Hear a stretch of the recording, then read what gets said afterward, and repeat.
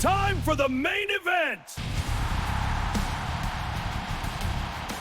Hey guys, welcome back to the channel. It looks like we got an update for Dead or Alive 6 last round, late last night, after I go to bed. So it looks like they're sticking true to the weekly updates, which is really nice because it keeps the game in the conversation, it keeps news around the game, and it keeps the game afloat going into this crazy holiday that we're about to go into, where we get hundreds of games releases every single month. So at least it feels that way. So anyway, without further ado, let's go check out the new costume for COSTUMN. And let's look at the new update, because there was some patches in this update. Let's see what they fixed, let's see what they didn't fix. And let's discuss the costume direction that they're taking with Dead or Alive 6 last round. Let's get to it. Alright, so here are the new costumes for COSTUMN. It looks like for this go-around of costumes that they've been doing for this first month, they're focusing on like elegance and capturing the essence of the characters. I feel like this suits her perfectly, because it really captures the cool ninja aspect of the character. So I really like the design. It's just your typical DOA fan service stuff. It's not there in these first set of costumes. And I feel like it's gonna, it'll show up eventually. But for these first round of costumes, and I know that's probably a complaint with some people, it's like, what the heck is this? But I think it looks really cool. And it shows like the new direction of the art style, if that makes sense. Like, it looks like there's a lot more attention to detail. They look, I'm not going to say they look worth the price, but it looks like they're making more of an effort in the designs of these new costumes, because I think they look really cool. I mean, we're going from like stuff like this stupid schoolgirl outfit that looks very plain, very normal, a blouse. I mean, the Gust mashup costumes look awesome. They took a lot of time with details there, but it looks like these new ones, it looks like they're really taking their time to make them look good and look awesome. I mean, the sword right there, I like it. I think it looks cool. I wish I could zoom out, because I obviously haven't purchased it yet. I wish I could zoom out and show what the feet and everything look like. We'll look at the pictures of it too before we end the video, but there you have it. I think it's cool. The one thing I wish they would add in these DLCs is the different hair options. Like, allow us to change the hair colors and stuff like that. That would make it worth it to me if they had added extra options. Give me an option to, like, let's say no jacket with jacket, no sword with sword, stuff like that. Little touches, like little customization options, which would hopefully lead into Dead or Alive 7 having a full character creation tool. That'd be freaking awesome. I'm thinking on the levels of Soul Calibur. Like, obviously it'll never be like WWE 2K26 or the wrestling games where they have crazy amounts of customization, although that'd be cool. I think the next best thing would be a character creator just like Soul Calibur. And they have a character creator in their, Neo games? Or Nio games, however you say it. They have the character creator there. They could literally port that over and put it into Dead or Alive 7 and tweak it a little bit. That'd be freaking awesome. If I could make my own characters in Dead or Alive 7, that would be awesome. My major complaint with, Street Fighter 6 is you can only make one character. Why can't I make like 20, 30 characters like in Soul Calibur and use them all? That annoys me. I'd have so many characters in that game if you can make more than one at a time. Anyway, so there you have it. There is the new costume. Let me know what you think of it down in the comments down below, and let me know if you're going to pick this one up, because I think it looks really cool.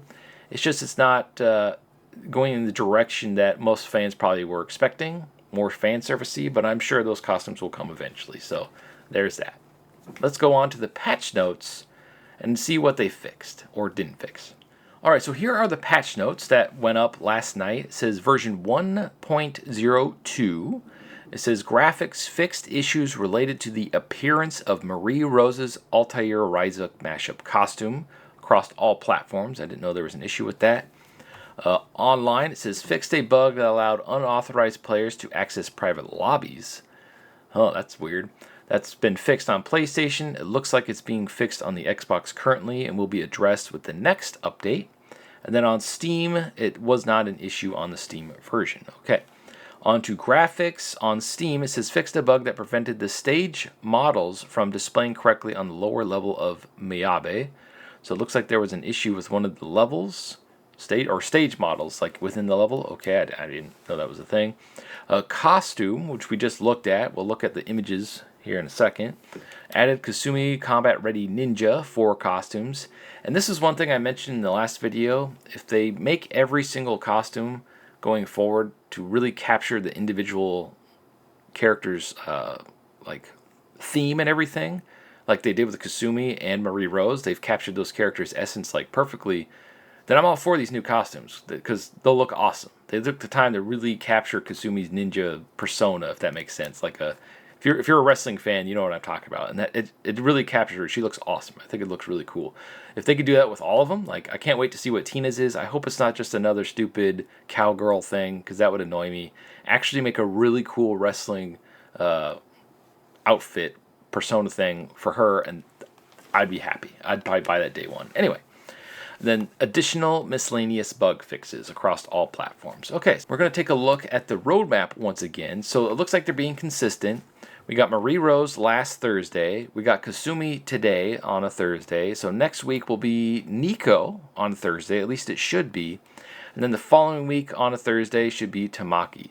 So if this is the new way they're going to do the costumes to keep the game in the conversation going through all the way up until Dead or Alive 7, we're going to have a lot of costumes going forward. For the next month, for August, I hope we get Tina Armstrong. She's my favorite character, but it looks like they're focusing on characters that are really popular in Japan, like Ayane, Honaka, probably Li Feng, probably maybe Christy. I hope they get Christy in there. That'd be really cool. But yeah, for the most part, I just hope we get Tina's costume as soon as possible because she's my favorite character, and I can't wait to see what they do with her character model because she looks freaking awesome. I really hope with these costumes that they were going to add like new hairstyle options with it, but it looks like that's not the case, which is a huge bummer. But we're still pretty early on in this game's life, so who knows? Maybe they'll right the ship or change things. Maybe we'll get the new character next month, but I have a feeling that's not going to be the case until early next year because literally they don't even have a 3D model render of her. So, yeah, there's that. All right, let's look at some of these cool images here because they have it all set up for us. So, yeah, it still doesn't quite show the bottom here, but she has a bunch of kunai and everything. That's awesome. I think it looks really cool. Okay, good. You can see that. Oh, cool. She got cool knee pads and everything. That's awesome. Okay, it's like a full ninja costume. That's really cool. I think it captures the character really well, in my opinion. Anyway, so there you have it. That is the news for today. I was really hoping that we get something more, like maybe, I don't know. Looks like they're going to just drip feed updates and keep the game, like I said, in the conversation all the way up until Dead or Alive 7.